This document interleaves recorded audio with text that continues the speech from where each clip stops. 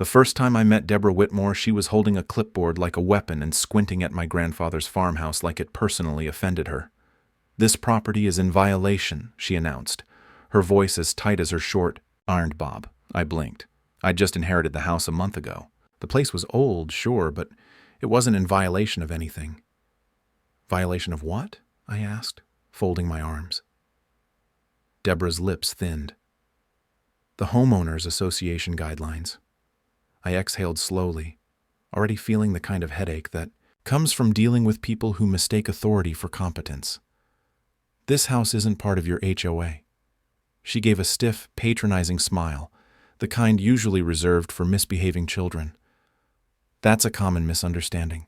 While your property was built before the HOA was established, it still falls within our jurisdiction." That was a blatant lie. I knew for a fact that my grandfather had never signed the house into the HOA. His land, including the old well out front, was considered historically significant, a detail I was sure Deborah would conveniently ignore. Still, I gave her a chance to correct herself. "I'll need to see that in writing." Deborah brightened, like she'd been waiting for me to say those exact words. She flipped through her clipboard, producing a dense, highly suspect HOA amendment that looked as if it had been edited last night. "We've recently updated our guidelines to reflect necessary community improvements," she said, eyes gleaming. "And I must insist you comply." She tapped the page, right where it listed a $500 fine for unauthorized structures. My eyes flicked to the well, standing as it always had, untouched for over 100 years. I laughed. "This? You're fining me for my grandfather's well?" "It is a safety hazard. It's a historical landmark." Deborah's nostrils flared, her smile tightening like a noose. "I understand this is new to you, but the HOA is here to help. I'd hate for this to escalate." She left the fine taped to my door. I ignored it. For the next 2 weeks, Deborah doubled down. First, she left passive-aggressive notes in my mailbox, typed in bold, as if I'd take them more seriously. Then came the warnings, each letter more ridiculous than the last. "Failure to comply may result in legal consequences. You are deliberately endangering your community." Final notice before escalation. I tossed them all in the trash. Then, she started the fines. $250 for failure to maintain neighborhood aesthetics. I'd mowed the lawn the day before. $300 for improper garbage disposal. Trash day was in 2 days. $600 for violation of structural integrity.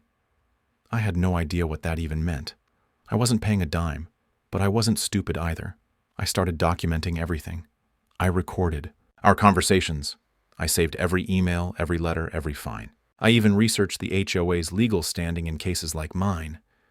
Deborah was overstepping, and I was going to prove it. But then, she took it too far. It happened when I was out of town for the weekend. I came back Monday morning to find a crew of contractors on my land, and the well, my grandfather's well, was filled with solid concrete. I didn't move for a full minute. Deborah was smiling when she saw me, a gleeful, self-satisfied smile. "The HOA had to step in," she said, voice syrupy with false sympathy. "For the safety of the community." My pulse pounded in my ears. "You destroyed my well." Her eyes glinted. "It was an unauthorized structure. The fine for failing to comply is now $5,000. If you refuse to pay, the HOA will be forced to take further action." I gritted my teeth so hard my jaw ached. This wasn't just about HOA rules. This was about power, and Deborah thought she was untouchable. I took a slow breath. I couldn't lose my temper. Not yet. Because Deborah had just made a mistake. A huge mistake. She thought this was over. She had no idea. It was just beginning. Didn't say a word. Not to Deborah, not to her little contractor lackeys, not to the nosy neighbors who peeked through their curtains, waiting to see if I'd snap. I just stared at the well. Or, what used to be the well. The stone edges were still there, but everything inside? Gone. Buried. Erased. 100 years of history. My grandfather's legacy. I clenched my fists. I wanted to tear into her right then. But I knew Deborah. She was waiting for me to lose control, so I just nodded once, real slow. Then I turned, walked into my house, and shut the door. And that's when I got to work. I spent the next few days quietly digging, not in the ground, in paperwork. See, the thing about people like Deborah, they're so busy making rules for everyone, else that they forget to follow their own. And I was going to find exactly where she screwed up. Meanwhile, she wasn't letting up. A week after she destroyed my well, I woke up to a bright red notice stapled to my front door. HOA mandated property. Inspection. Scheduled immediately. I ripped it off and turned. And there she was, standing at the end of my driveway in her blazer and beige slacks, watching me like a vulture. I smiled. "Morning, Deborah." She returned it, her teeth too white, too sharp. "Mr. Kavanaugh, we've received multiple complaints about your property's compliance." "Oh yeah? From who?" Her expression didn't change. "That information is confidential." I snorted. Right. The complaints didn't exist. This was just another power play. I gestured lazily toward my porch. "By all means, inspect away." Her eyes narrowed. She hadn't expected me to cooperate. But she wasn't about to back down. She marched up my steps and scrutinized every inch of my house like she was searching for contraband. She ran her fingers along the windowsills, checked the alignment of my porch boards, even measured the height of my mailbox.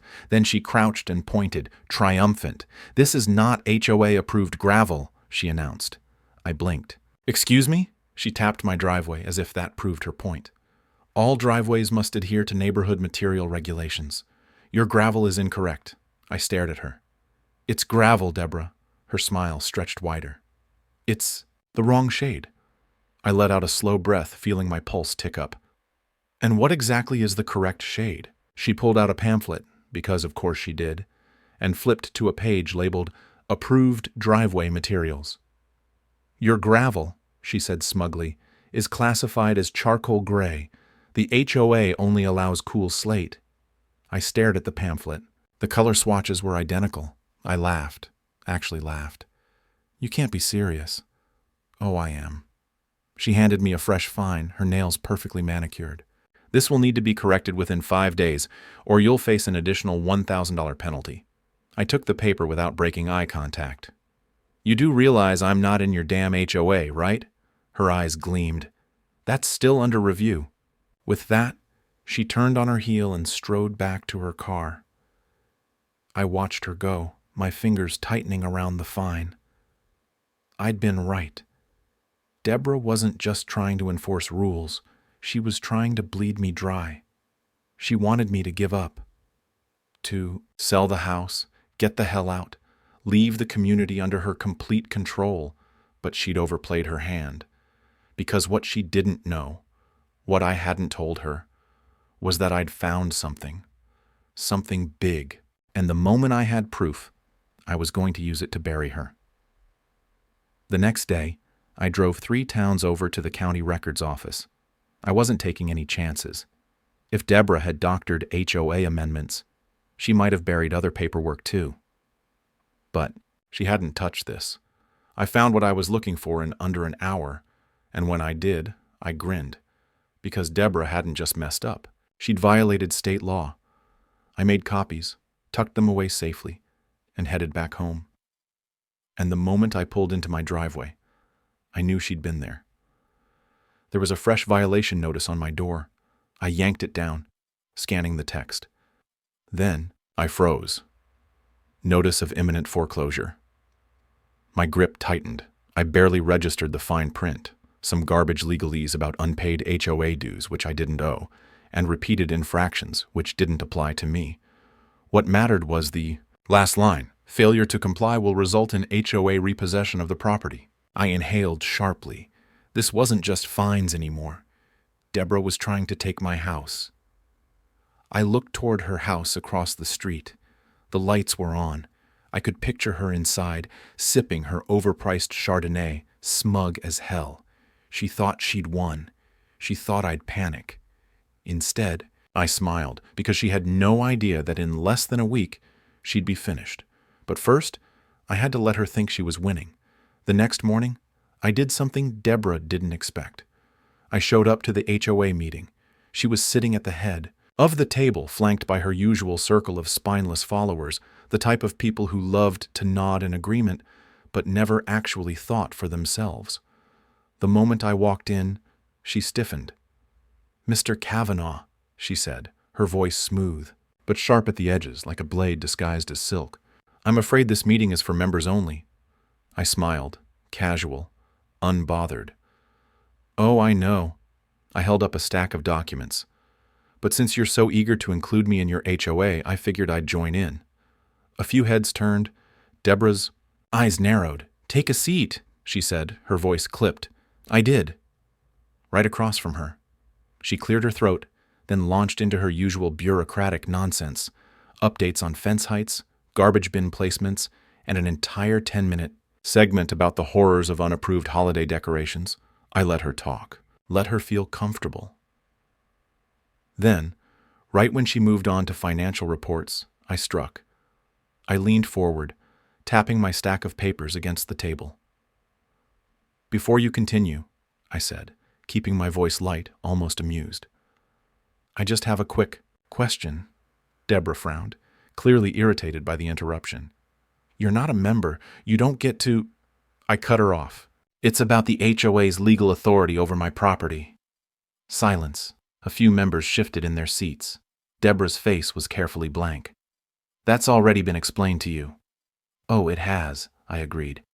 "But see, I took a little trip to the county records office." She stilled. "And I found something interesting," I continued. "Turns out my grandfather's property was classified as a landmark estate before the HOA was ever formed." I slid a document across the table. "Meaning it's legally protected. Meaning your rules don't apply to me." A murmur swept through the room. Deborah's expression barely twitched, but I saw the flicker of panic in her eyes. She picked up the paper, scanning it too quickly to absorb anything. Then she set it down with an air of dismissal. "That document is outdated. The HOA's revised guidelines can't override state law," I cut in. The murmur grew louder. One of the board members, a balding man who'd been avoiding eye contact with me all night, spoke up. "Is that true?" Deborah's jaw tightened. I gave a mock sympathetic shrug. "It is. And that's not even the best part." I pulled out another document and slid it across the table. Deborah didn't touch it, so I kept talking. "You see, the HOA's power only extends to properties that voluntarily agreed to their terms." I tapped the page. "My grandfather never signed any agreement, meaning that every fine you've issued me?" I let that hang. "Completely unenforceable." Silence. Deborah's nails dug into the table. Then she smiled, and that's when I knew she still had something left. She folded her hands neatly. "That's fascinating, Mr. Kavanaugh," she said smoothly. "Truly, but I'm afraid this discussion is irrelevant." I raised an eyebrow. "How's that?" Her eyes gleamed. "Because you've already failed to pay your fines, and the foreclosure." "Notice?" Her smile widened. "It's already been filed." I didn't react, I knew better. But inside, a cold, sharp fury settled in my gut. She knew her fines were garbage. She didn't care. Because this was never about rules. It was about power, control. She wanted me gone, and she was willing to lie, cheat, and destroy history to do it. The meeting ended with murmurs and uneasy glances. I walked out with my papers, but Deborah walked out with a smirk. And I knew what she thought. She thought I had nowhere left to go. She thought I was out of time. She thought she'd won. But she didn't know what I'd found next. I spent the next day making calls. Not to lawyers. Not to the county, to the Historical Preservation Society, to the local news, to an unexpected ally. And by the next morning, the real storm had started. It began with an email, one Deborah never saw coming, from the State Historical Board. Then came the news truck, rolling into the neighborhood like a wrecking ball. And the final nail, the one thing Deborah never expected, The HOA board members, the same ones who had sat silent for months, started turning on her, and just when I thought the day couldn't get better, I got a call, one that made everything fall into place. Because it wasn't just about the HOA anymore. It was about Deborah herself and what she'd been hiding all along. The phone call came from someone I never expected, a former HOA board member. I couldn't say anything before. The voice on the line whispered, low and urgent. But you need to look into Deborah's finances. My grip tightened on the phone. What about them? She's been using HOA funds for personal expenses, hiding it under community improvement projects. A sharp inhale. The well? The one she destroyed? That contractor? Wasn't licensed. She paid him under the table. If you dig into it, you'll find worse. I didn't need to hear more. I already knew how I'd end this. The next day, everything came to a head. It started with the news cameras, rolling through the neighborhood like a storm. The moment the first reporter stepped onto my driveway, the HOA members, who had spent months cowering under Deborah, scrambled to distance themselves. Then came the Historical Preservation Board, the county, even a lawyer from the state attorney's office. And standing in the middle of it all, Deborah Whitmore. She was trying to keep her composure, but I saw it. The flicker of panic, the way she clenched her fists as questions flew at her. Mrs. Whitmore, why did you order the destruction of a protected historical structure? Was the HOA aware of your unauthorized use of funds? Can you confirm the foreclosure threats issued under your leadership? Deborah's smile was gone. She raised a hand, voice sharp. These allegations are absurd. This community operates under strict guidelines for the betterment of all residents. You mean the residents who were never legally under your authority? I cut in. The cameras turned to me. Deborah did too, her eyes flashing with something between rage and desperation. I don't have time for your baseless accusations, Mr. Kavanaugh. I smiled, slow, cold. Oh, they're not baseless. I held up a file, one I'd spent the last 3 days compiling. Bank statements, illegitimate expenses, falsified documents. I walked right up to her, lowering my voice just enough for her to hear. You thought you were untouchable, I said softly. You thought no one would dig deep enough to see how much you've been stealing. Her face paled. I tilted my head. How much of those community improvement funds went into your own pocket? The crowd shifted. The HOA members who once sat so obediently by her side? Silent, avoiding eye contact, and then the final blow. One of her own board members stepped forward. I didn't sign up for this, he muttered. I didn't know she was doing all this. Another spoke up. Neither did I. And just like that, Deborah's power crumbled. She spun to them, her composure snapping like a dried-out branch. You cowards, Mrs. Whitmore. A voice interrupted. She turned and stiffened. Because standing behind her was a state investigator. I'm going to need you to come with me, he said, holding up an official document. The county has opened an investigation into HOA fraud and misuse of funds. Her mouth opened. Closed. For the first time, Deborah Whitmore, the woman who thrived on power, on control, on fear, looked small, like she knew she had just lost everything. She tried one last time. This is a mistake, she hissed. I have rights. Save it, I said, stepping closer. You didn't care about my rights when you tried to take my home, or when you destroyed something that was here long before you were. I let that settle. Then, with deliberate slowness, I turned to the cameras and said, I think this community deserves a new HOA president, don't you? The fallout was fast and brutal. By the end of the week, the HOA board unanimously voted Deborah out. By the end of the month, her assets were frozen. Her phony fines? Void. The foreclosure threats? Exposed as fraud. And Deborah? Deborah lost everything. The house, the status, the power. The fear she thrived on? Gone. She tried to fight it, of course, hired lawyers, screamed about a witch hunt, but in the end, it didn't matter. The community she once ruled? They didn't just turn on her, they erased her. The very people who once feared her now spoke about her like a cautionary tale. A warning of what happens when power-hungry tyrants push too far. And me? I stayed. The house was mine, after all. And the well? Turns out the county had a restoration program for historical landmarks. They even offered funding to reverse the damage. So, a few months later, I stood in front of my grandfather's fully restored well, watching the fresh stone settle. The news had long moved on. The HOA had new leadership, a quieter, fairer bunch. And Deborah, she was gone. No one knew where she moved, and no one cared. But sometimes, late at night, when the wind was just right, I could almost hear the faint, ghostly echo of her clipboard, tapping against a door. I'd smile to myself, stretch out on my porch, and enjoy the silence. Because for the first time in a long time, the community belonged to the people again. And I had won.